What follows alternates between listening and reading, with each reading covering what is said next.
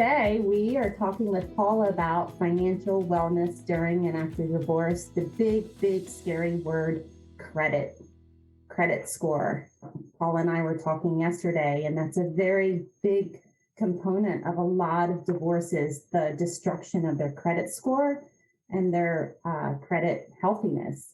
So, Paula, let's talk today about some top tips that people can focus on during and after their divorce to either maintain their credit or restore it. Yeah, I mean, as we were chatting yesterday, it's one of those things that you don't think about all that much until you really need it. And then you're like, oh my gosh, what's up with my credit score?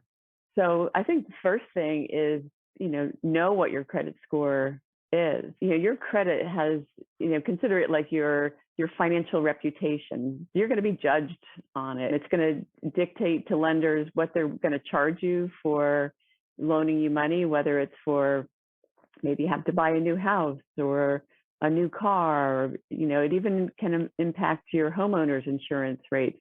So if you're a bad credit risk, it's going to impact you in so many other ways. So it's really important to know what your credit is. I think the best place to start is go to annualcreditreport.com.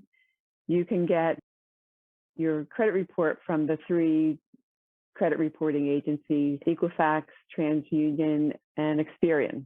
So one tip on that, if you type in, like, Google search annual credit report, you'll see all these things that say free credit report.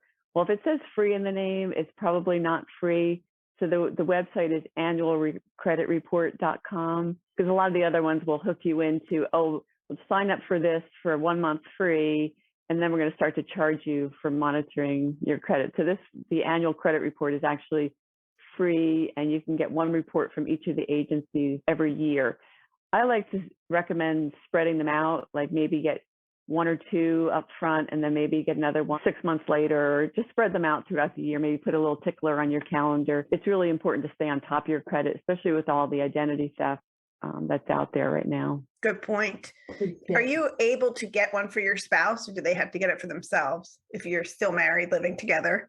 I think legitimately, each spouse needs to get their own credit report, but I don't know. I've probably signed on to things using my spouse's credentials. I don't know. I probably shouldn't say that, but I'm sure he was right there in the room. He was right in the room with me looking at it.